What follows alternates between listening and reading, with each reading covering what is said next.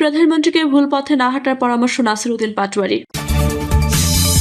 এদিকে আমির হামজার ওয়াজ খুতবা নিষিদ্ধের দাবি তুললেন রাশেদ খান। জানাবো ঢাকা বিশ্ববিদ্যালয়ের ফজলুল হক মুসলিম হলে মধ্যরাতে সংঘর্ষ, আহত ভিপি, জিএস সহ 6। এদিকে আবার বিকাশের কথা তুলে রাশেদ খানকে খোঁচা দিলেন এনসিপির তুষার। এবং সর্বশেষ জানাবো মসজিদ কমিটি নিয়ে সংঘর্ষে আহত 10।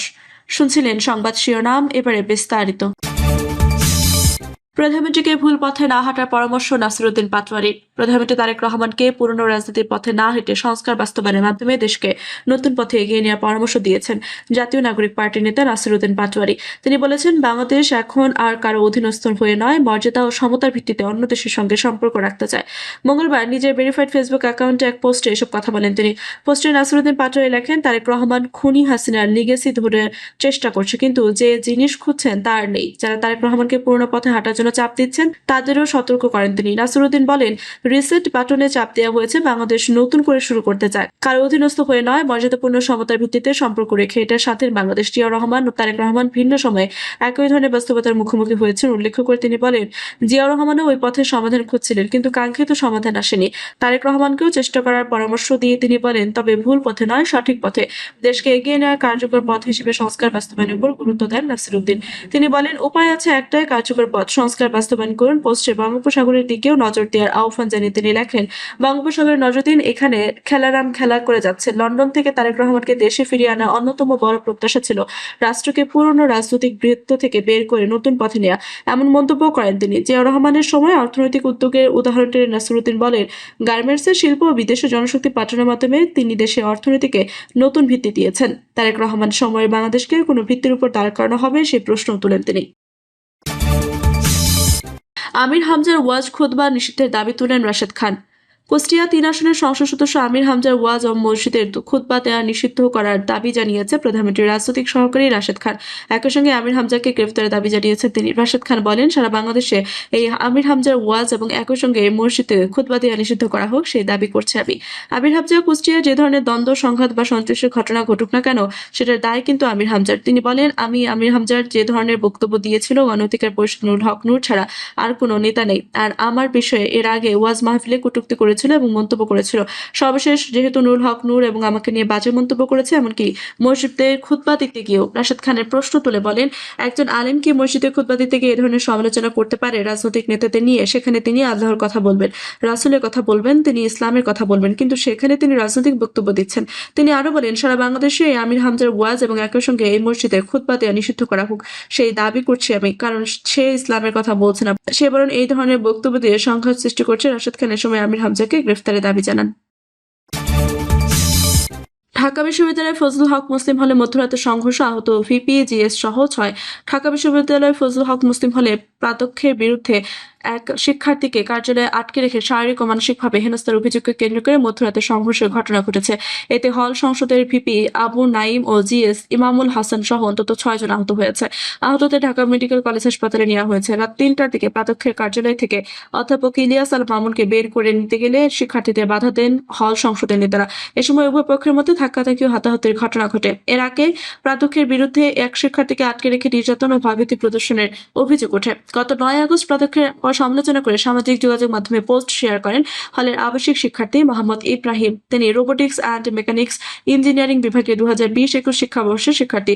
অভিযোগ রয়েছে, ওই পোস্টের জেরে তাকে প্রাধ্যক্ষের কক্ষে প্রায় 1.5 ঘন্টা আটকে রাখা হয়। এ সময় তাকে ভয়ভীতি প্রদর্শন, শারীরিক ও মানসিকভাবে হেনস্থা, মুঠোফোন কেড়ে নেওয়া এবং জোরপূর্বক লিখিত বক্তব্যে স্বাক্ষর দেওয়া হয়।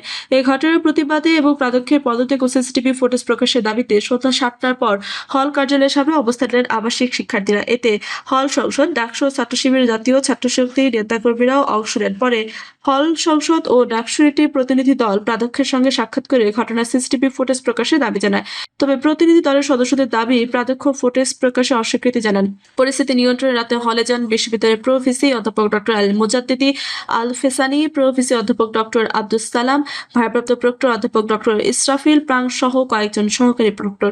এক পর্যায়ে শিক্ষার্থীরা তাদের প্রাধ্যক্ষের কার্যালয়ের ভিতরে অবরুদ্ধ করে রাখেন। পরে 2 প্রো ভিসি সেখান থেকে বের হয়ে যান। প্রত্যক্ষদর্শীরা জানান, রাতে 2:45টার দিকে কিছু শিক্ষার্থী শিক্ষার্থী শিবির বিরোধী স্লোগান দিতে দিতে প্রাধ্যক্ষের কার্যালয়ের দিকে যান। এ সময় হল সংসদের ভিপি আবু নায়েমের সঙ্গে তাদের কথা কাটাকাটি হয়। এক পর্যায়ে সংঘর্ষ শুরু হয়। সংঘর্ষে ভিপি আবু নায়েম ও জিএস ইমামুল হাসান সহ অন্তত 6 জন আহত হন বলে প্রত্যক্ষদর্শীরা জানান। সংঘর্ষের সময় ভারপ্রাপ্ত প্রক্টর অধ্যাপক ইসরাফিল প্রাং ধাক্কা খেয়ে একটি পিলারের সঙ্গে পড়ে যান। পরে শিক্ষার্থীরা তাকে সেখান থেকে বের করে নিয়ে যান। সংঘর্ষের পর জিএস ইমামুল হাসানকে মেঝেতে পড়ে থাকতে দেখা যায়। ভিপি আবু নায়েমের গেঞ্জি ও পাঞ্জাবি ছিঁড়ে যায়। পরে আহতদের অ্যাম্বুলেন্সে করে ঢাকা মেডিকেল কলেজ হাসপাতালে পাঠানো হয়। এরপর শিক্ষার্থীরা প্রত্যক্ষ অধ্যাপক ইলিয়াস আল মামুনকে কার্যালয় থেকে বের করে নিয়ে গেলে পরিস্থিতি শান্ত হয়। ঘটনাকে কেন্দ্র করে ফজলুল হক মুসলিম হলে রাতভর উত্তেজনা বিরাজ করে। আবার বিকাশের কথা তুলে রাশেদ খানকে খোঁচা দিলেন এনসিপির তুষার। এনসিপির যুগ্ম আহ্বায়ক সারোয়ার তুষার সাম্প্রতিক এক টেলিভিশন টকশোতে প্রধানমন্ত্রীর রাজনৈতিক সহকারী রাশেদ খানের বিরুদ্ধে আবারও বিকাশের প্রসঙ্গ তুলে সমালোচনা করেছেন। তুষার বলেন, রাশেদ খানের নামও বিকাশের সঙ্গে জড়িয়ে আছে। তিনি প্রশ্ন করেন, সেই বিকাশের টাকা দিয়ে কি করা হচ্ছে। তুষার আরো বলেন, দলের নেতাকর্মীরা বলছেন যে রাশেদের অতীতের কোনো ইতিহাস নেই, কোথায় ছিলেন তার কোনো চিহ্ন নেই। টকশোতে তুষার রাশেদ খানকে উদ্দেশ্য করে বলেন, আগে পুলিশ ও গোয়েন্দা পুলিশের কেউ পরামর্শ দেওয়া হয়েছিল তাকে জিজ্ঞাসাবাদ করার জন্য। তিনি প্রশ্ন করেন, অতীতে বিপ্লবী হিসেবে কোথায় ছিলেন। তুষারের এমন মন্তব্যে অনুষ্ঠানে হাসির রোল পড়ে। একই ধরনের আলোচনায় তুষার রাশেদ খানের ভাষা আচরণীয় মন্তব্য করে। তিনি রাশেদ খানকে ঢাকা বিশ্ববিদ্যালয়ের ভাষা বিজ্ঞানের অধ্যাপক বলে উপহাস করেন এবং বলেন তাকে ভাষা ও সভ্যতা শিখতে হবে। তিনি রাশেদ খান ক্ষুব্ধ প্রতিক্রিয়া দেখান। রাশেদ খান এর আগে এনসিপি নেতাদের সমালোচনা করেছেন। এনসিপির এই মুহূর্তে বাংলাদেশে কোনো রাজনীতি নেই। তিনি অভিযোগ করেন এনসিপি জামায়াতের সঙ্গে মিশে যাচ্ছে এবং নেতৃত্বহীন অবস্থায় পড়েছে। রাশেদ খান আরো বলেছেন, এনসিপির অনেক নেতা তার সাবেক প্রেমিকার মতো। বিকাশের প্রসঙ্গ আগেও রাজনৈতিক আলোচনায় এসেছে। নাসিরউদ্দিন পাটোয়ারি সহ কয়েকজন নেতা পুরো বাংলাদেশে জানে বিকাশ নূর, বিকাশ রাশেদ বলে মন্তব্য করেছেন। রাশেদ খান নিজে একসময় বলেছিলেন বিকাশের টাকা তুলে আহতদের চিকিৎসা ও ব্যাস ভাড়া দেওয়া হয়েছে। সারোয়ার তুষার এর আগেও টকশোতে দলীয় অর্থের উৎস নিয়ে কথা বলেছে। তিনি জানিয়েছে কেন্দ্রীয় সদস্যদের মাসিক চাঁদা এবং টকশো সম্মানের অর্ধেক দলকে দিতে হয়। এনসিপির যুগ্ম আহ্বায়ক হিসেবে তুষার বর্তমানে রশিদী 2 আসনে মনোনয়নপত্র জমা দিয়েছেন। হলফনামায় তার শিক্ষাগত যোগ্যতা উচ্চ মাধ্যমিক এবং পেশা লেখক গবেষক উল্লেখ করা হয়েছে। বছরে আয় দেখানো হয়েছে 3,40,000 টাকা। রাশেদ খান বর্তমানে প্রধানমন্ত্রীর রাজনৈতিক সহকারী হিসেবে দায়িত্ব পালন করেছেন। তিনি গণ অধিকার পরিষদ থেকে পদত্যাগ করে বিএনপিতে যোগ দিয়েছেন এবং ঝিনাইদহ 4 আসনে ধানের শীষ প্রতীকে নির্বাচন করার কথা রয়েছে। দুই পক্ষের মধ্যে এ ধরনের পাল্টাপাল্টি মন্তব্য চলতে থাকায় রাজনৈতিক মহলে আলোচনা অব্যাহত রয়েছে। মসজিদ কমিটি নিয়ে সংঘর্ষে আহত 10। রূপগঞ্জে মসজিদ কমিটি গঠনকে কেন্দ্র করে দুই পক্ষের মধ্যে তর্ক বিতর্কের পর ধাওয়া পাল্টা ধাওয়া সংঘর্ষের ঘটনা ঘটেছে। এতে নারী সহ অন্তত 10 জন আহত হয়েছে। ঘটনায় এলাকায় উত্তেজনা বিরাজ করছে। পরিস্থিতি নিয়ন্ত্রণে ঘটনাস্থলে পুলিশ মোতায়েন করা হয়েছে। ঘটনাস্থল থেকে মাজহারুল ইসলাম নামে একজনকে আটক করেছে পুলিশ।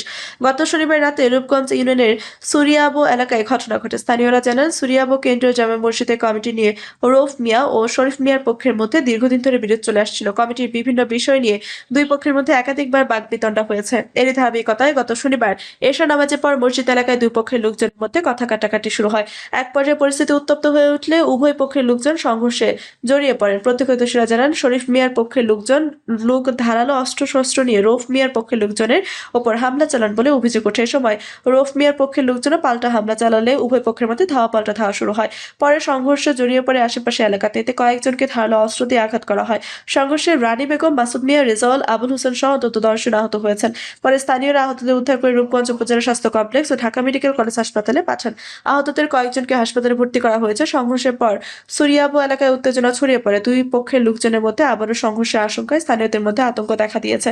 পরিস্থিতি নিয়ন্ত্রণে পুলিশ ঘটনাস্থলে গিয়ে উভয় পক্ষের লোকজনকে সরিয়ে দেয়। পরে এলাকায় পুলিশের উপস্থিতি বাড়ানো হয়।